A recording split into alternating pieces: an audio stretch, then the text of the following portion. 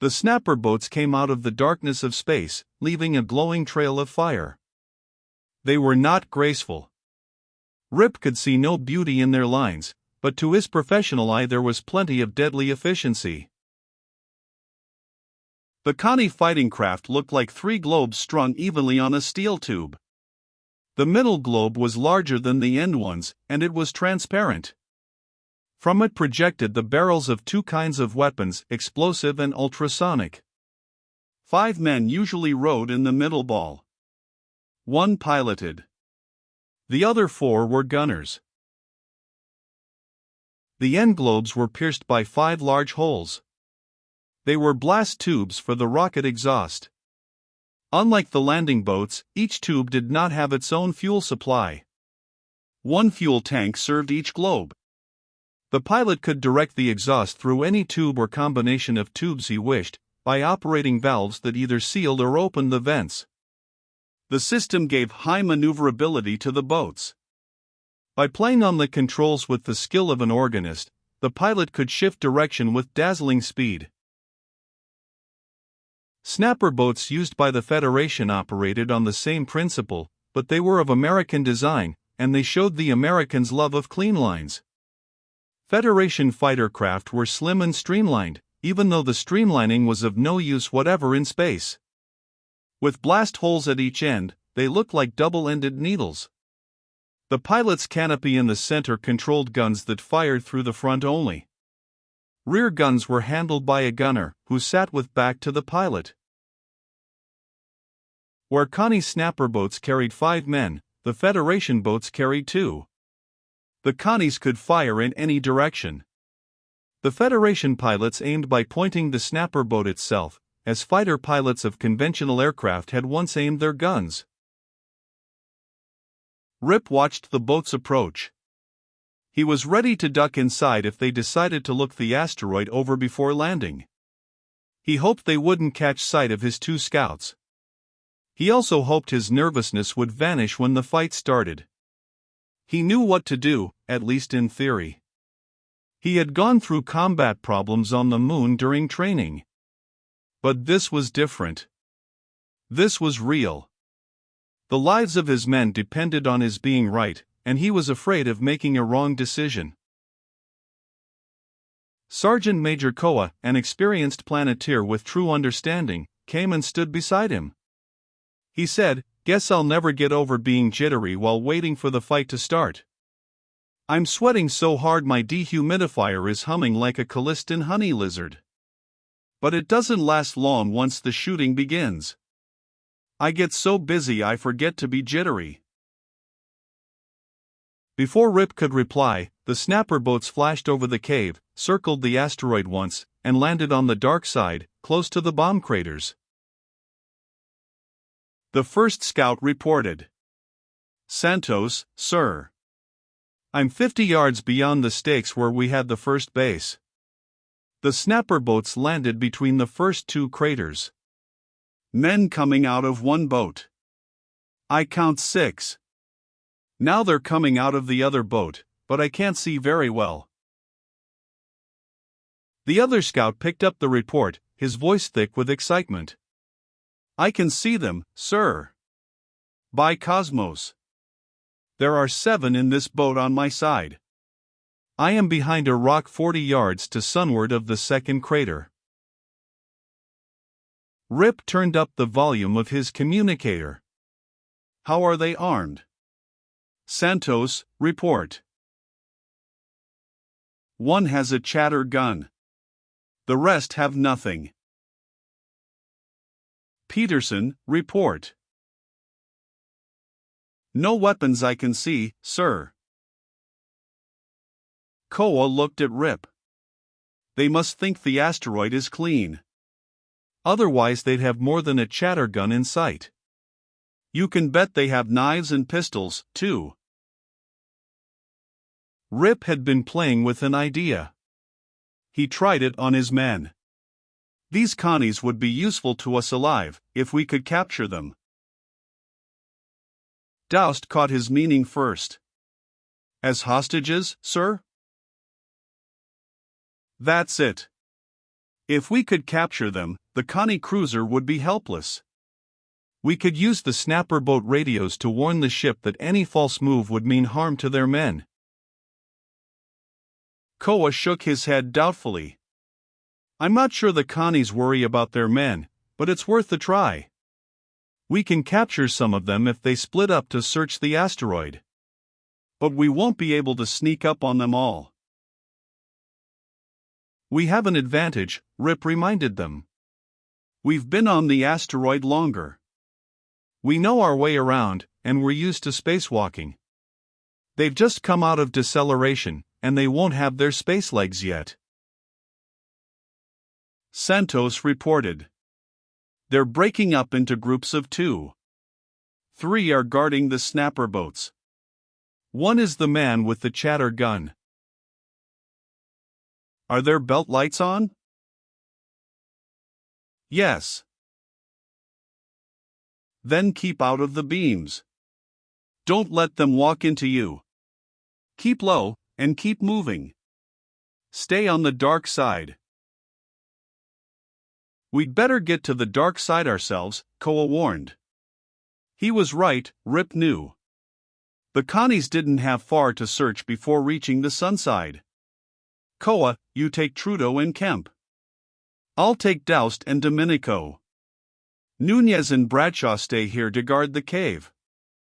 If they arrive in 2s, let them get into the cave before you jump them. Bradshaw, how do you feel? I'm all right, Lieutenant. Rip admired the Planeteer's nerve. He knew Bradshaw was in pain, because bleeding into high vacuum was always painful. The crack in the Englishman's helmet had let most of the air out, and his own blood pressure had done the rest. He would carry the marks for days. A few more moments, and all air and all heat would have been gone, with fatal results. Fortunately, bubbles didn't shatter easily when cracked. To destroy them took a good blow. All right. Let's travel. Koa, go right. I'll go the other way, and we'll work around the asteroid until we meet. Rip led the way, gliding as rapidly as he could toward the edge of darkness. He called, Santos. Anyone coming in the direction of the cave? 2 pairs. About 50 yards apart. They will be out of my sight in a few seconds. That meant they would be within sight of Rip and the others. He knew Koa had heard the message, too. Both groups put on more speed and reached the safety of darkness. Get down, Rip ordered. They could still be seen, if silhouetted against the edge of sunlight. Starlight gave a little light, but it was too faint to help much. Rip's plan was that the Connies would supply the light needed for an attack. In a few seconds, as Santos had predicted, belt light beams cut sharp paths through the darkness. Rip sized up the possibilities. There were 2 teams of 2 men each, and they were getting farther apart with each step. One team was coming almost directly toward them. The other 2 men slanted away from them and would soon be out of sight behind the thorium crystals in which the cave was located. Fortunately, the Connies were going away from the cave. A Connie from the nearby team swung his beam back and forth, and it cut space over their heads. Rip saw a few low pyramids of thorium a few rods away. Quickly he ordered, Doust, hang on to my boots. Domenico, hang on to Doust's boots. He lay face down on the metal ground until he felt hands grip his boots, then he asked, all set? 2 voices answered, ready. Rip put his gloves on the ground, then heaved forward and slightly upward to overcome his inertia and that of his men. The trio moved slowly, almost parallel with the surface. Once or twice Rip reached down to a convenient crystal and put his strength into changing course and altitude. Those were the only times when he felt the tug of his man. He reached the first pyramid of thorium and directed, get behind these rocks and stay down. Feel your way. Use me for a guide. I'll hold on until you're under cover. He gripped a crystal. Come on. Domenico pulled himself along Doust's prone form and then along Rip's. When Domenico had reached the shelter of the crystals, Doust crawled along, with Rip's body for his guide, passed over him, and reached cover. Rip followed. The belt lights of the two Connies were almost abreast of them. Far to their left, Rip saw another pair of lights. That was a pair he hadn't seen before. We'll wait until they pass, he told his men. Then we'll get up and rush them from behind. They can't hear us coming. Doust, you take the near one. I'll take the far one. Domenico, you help as needed, but concentrate on cutting off their equipment. The first thing we must do is cut their communicators, otherwise they'll warn the rest. Then turn off their air supplies and collapse their suits. One thing was in their favor. The spacesuits worn by the Connies were almost the same as theirs. The controls were of the same kind. The only way to know a Connie was by his bubble, which was a little more tubular than the round bubbles of the Federation. Rip suddenly realized that he wasn't nervous anymore. He grinned. After all, this was what he was trained for. The Connies came abreast and passed. "Let's go," Rip said, and as he rose he heard Koa's voice. The sergeant major said, "Kemp, kneel on their right side. Trudeau and I will hit them from the left and tumble them over you. Get their communicators first." Koa had his own methods and they sounded good. Rip started slowly. He wanted to get directly behind the Connies. He stayed down low until he was sure they couldn't see him unless they turned. Doust and Domenico were right with him. "Come on," he said, and started gliding after the helmeted figures. He kept his eyes on the one he had selected, and he called on all the myriad stars of space to give him luck.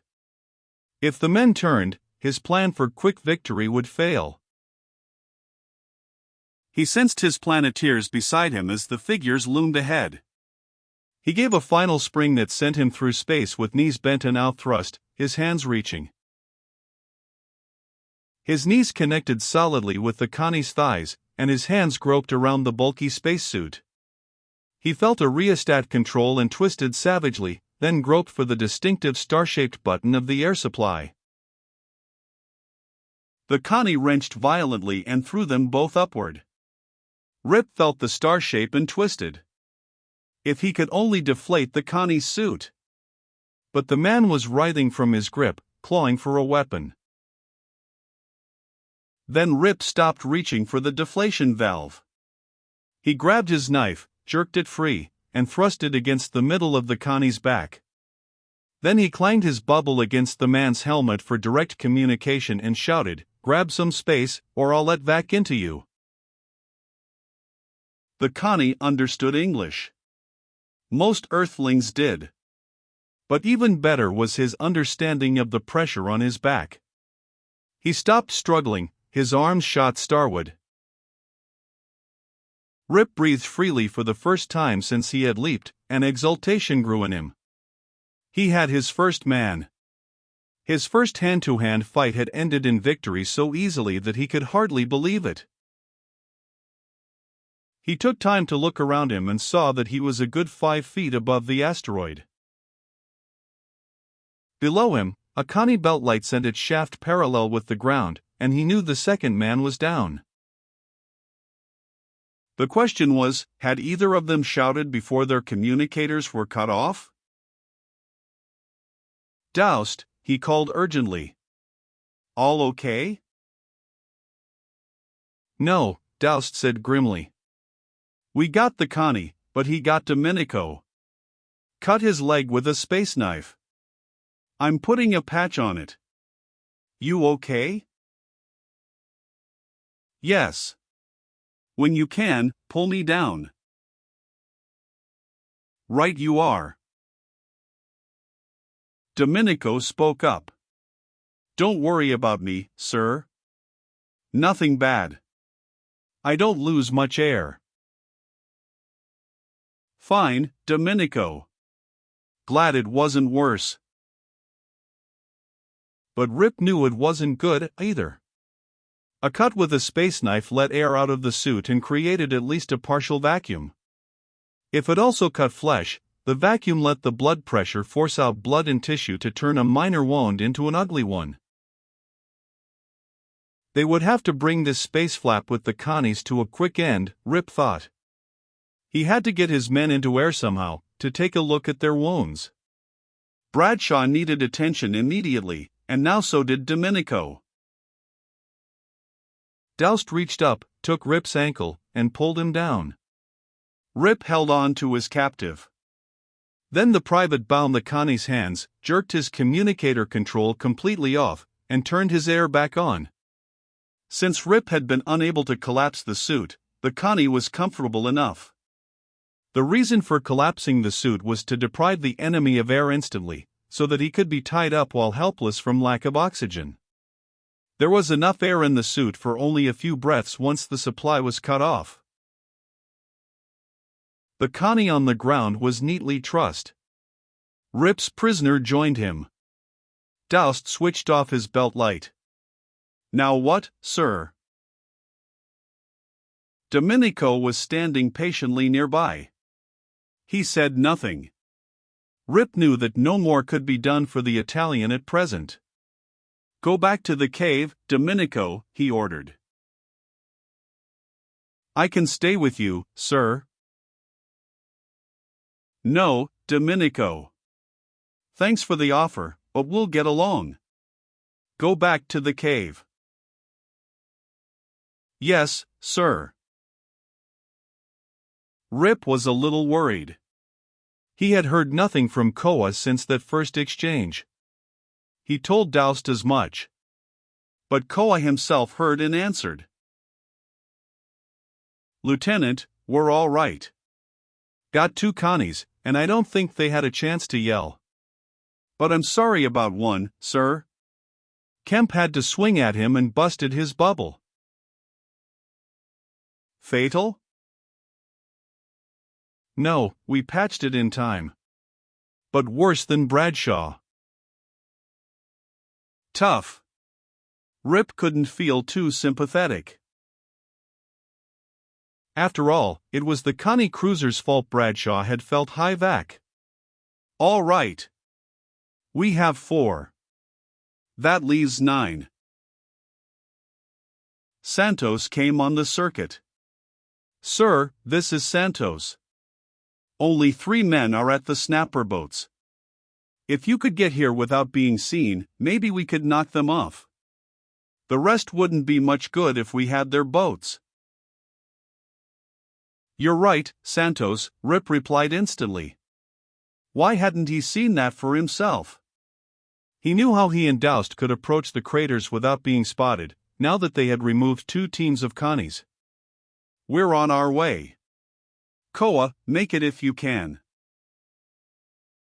Yes, sir. Domenico was already making his way back to the cave. Rip and Doust started for the horizon at a good walk, not afraid now to use their lights, at least for a few yards. If any of the remaining Connie search teams saw the lights, they would think they were their own men's. Rip remembered the lay of the ground and Santos' description of the snapper boat's position. He circled almost to the horizon, then told Doust to cut his light. He cut his own. In a moment they topped the horizon and, standing with only helmets visible from the snapper boats, looked the situation over. The 3 Connies were standing between them and the boats. To the left of the boats was the second crater. Rip studied the ground as best he could in the Connie belt lights and decided on a plan of action. Calling to Doust, he circled again. Presently they were approaching the crater. The Connies were just about 25 yards from the crater's opposite rim. Rip said, I hate to do this, Doust, but I can't see any way out. We have to go into the crater. Doust merely said, "Yes, sir." The extra radiation might put both of them well over the safety limits long before Earth was reached, and they both knew it. He reached the crater's edge and walked right down into it. They were out of sight of the Connies now. Rip walked up the other side of the crater until his bubble was just below ground level. The chunks of thorium he had ordered thrown in to block some of the radiation made walking a little difficult. "Santos," he said, "we're in the second crater." "Sir, I'm beyond the first, between two crystals. Peterson is near you somewhere." "Good. When I give the word, turn up your helmet light until they can see a pretty good glow. Keep watching them." The bubbles were equipped with lights, but they were seldom used. He outlined his plan swiftly. Both Santos and Doust acknowledged. Koa reported in. "We're after 2 more Connies near the wreck of the landing boat, sir. Be careful. Peterson, go help Koa. Nunez, how are things at the cave?" Nunez reporting, "Sir. 2 Connies in sight, but they haven't seen us yet. Let me know when they spot the cave." "Yes, sir." Santos, go ahead. For long moments there was silence. Rip felt for a solid foothold, found one, and flexed his knees. He kept his back straight and his eyes on the crater rim. His hands were occupied with 2 air bottles taken from his belt, and his thumbs were on their valve releases. He waited patiently for word from Santos that his helmet glow had been seen. Santos yelled, "Now!" Rip's legs straightened with a mighty thrust. He flashed into space headfirst, at an angle that took him over the crater's rim and 50 feet above the ground. He caught a glimpse of Santos' helmet, glowing like a pink balloon, and of the 3 Connies facing it. Rip's arms flashed above his head. His thumbs compressed. Air spurted from the 2 bottles, driving him downward feet first, directly at the heads of the Connies.